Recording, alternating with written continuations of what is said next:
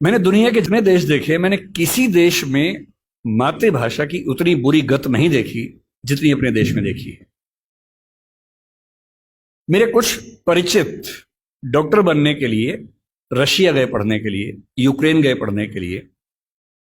तो मैंने उनसे पूछा, मैंने कहा कैसे पढ़ते हो भाई, वहां कौन सी भाषा में पढ़ाते हैं? अंग्रेजी में पढ़ाते हैं? बोले नहीं, रशियन में पढ़ाते हैं मेडिकल साइंस।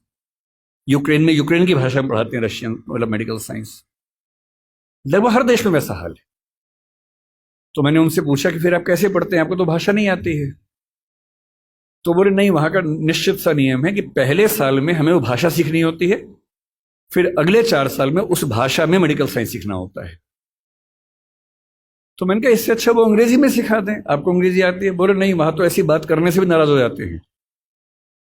अपनी भाषा को लेकर बहुत सम्मान करते हैं वो लोग। वहां पढ़ाई की भाषा वही है जो उनके समाज की भाषा है। अंग्रेजी भी है, रिसर्च में है, जहां जरूरत है अंग्रेजी भी है, अंग्रेजी के विभाग है, वो भी एक भाषा के तौर पर है। पर जब उनको अपने यहां पढ़ाना होता है तो इंश्योर करते हैं कि वो पढ़ाई उनकी अपनी भाषा में हो। दुनिया के हर देश में ऐसा होता है, तो हमारे यहां ऐसा क्यों नहीं होता? और ये बात केवल हिंदी की नहीं है, तमिल की भी है, तेलुगु की भी है, गुजराती मराठी की भी है। मेडिकल साइंस पढ़ने के लिए हमें अंग्रेजी में ही मेडिकल साइंस क्यों पढ़ना पड़ेगा?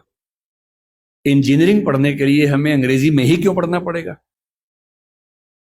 एक ही तनाव हो सकता है कि भाई आप जब बात करेंगे टर्म्स की, तकनीकी शब्दों की बात करेंगे, तो तकनीकी शब्दों को आप दूसरी भाषा में आराम से नहीं ला सकते, क्योंकि उस भाषा में उतने शब्द विकसित नहीं होंगे।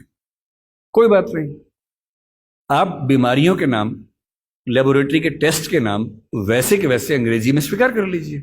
मेडिकल साइंस की पूरी किताब हिंदी में हो और उसमें अंग्रेजी के तकनीकी शब्दों का इस्तेमाल वैसा का वैसा हो, इसमें क्या परेशानी है?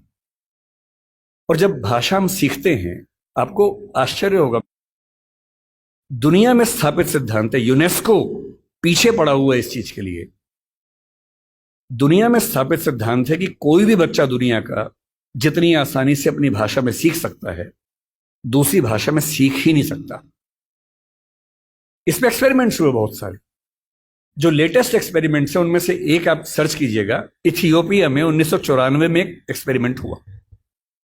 वो जो करने वाले नाम है, उनका व्यक्ति का नाम इरेद सईद ऐसा कुछ नाम है, बहुत प्रसिद्ध है। आप इथियोपिया 1994 मदर टंग इतना करके सर्च कर लीजिए, तुरंत सामने आ जाएगा। उस व्यक्ति ने बहुत गंभीर रिसर्च की।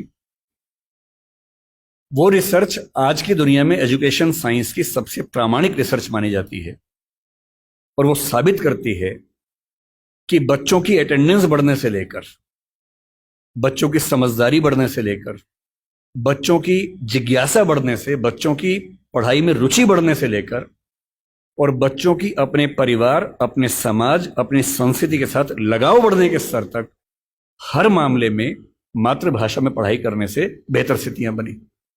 मुझे दया आती है उन बच्चों पर जिनमें मेरा बच्चा भी शामिल है। मैं भी उसी समाज की पैदाइश हूं, उसी समाज के दबाव मुझ पर भी काम करते हैं।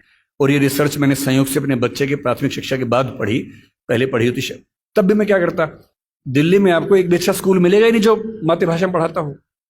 एक ऐसा माहौल है, मुझे दया आती है उन बच्चों पर। वो घर में जब 9-10 महीने के होते हैं या 3 साल के जब होते हैं, तब वो स्कूल जाना शुरू करते हैं। 2.5 साल का बच्चा अपनी भाषा में कॉम्प्लेक्स सेंटेंसेस बनाना सीख जाता है अपने आप, बिना एक शब्द भी पढ़े लिखे। आप घरों में देखिए छोटे बच्चों को, अच्छे से वाक्य बोलेंगे। और 2.5 साल का बच्चा तो नए वाक्य बनाने लगता है, वो भी जटिल वाक्य, सरल वाक्य नहीं। उस बच्चे की इतनी गहरी पकड़ एक भाषा में हो चुकी है, एक भी दिन स्कूल नहीं गया है। और इसलिए मातृभाषा का अध्यापन जब स्कूल में होता है, टीचर को पता होता है कि बच्चे को भाषा पहले से आती है, इसे दुरुस्त करना है, सिखाना नहीं है जीरो से। और वो बच्चा बड़े अच्छे मूड से स्कूल गया, उसे मम्मी को टाटा किया, स्कूल जाके पता लगा टाटा नहीं बोलना, बाय बोलना है। उसकी दुनिया खिसक जाती है उसके पैर के नीचे से। वहां उसे पता लगता है कि भिंडी नहीं है, ये लेडी फिंगर है। तुम जो लाए हो आलू नहीं है, पोटैटो है। रोटी नहीं है, ब्रेड है। ठीक है ना, ब्रेड तो वो होती है नहीं, वो सब ब्रेड्स होती हैं। समोसा है ही नहीं इंग्लिश में, उसको पता लगा कि होता ही नहीं है तो।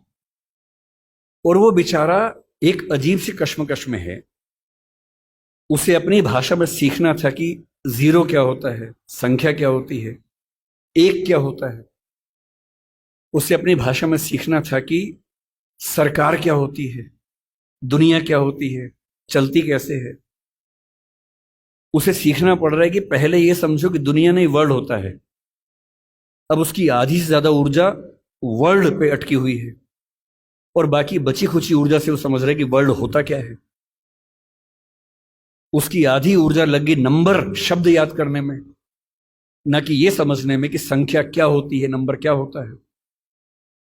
एक अजीब सी साजिश दुनिया भर में चल रही है कि दुनिया के हर बच्चे को उसकी मातृभाषा से बचपन में ही वंचित कर दो।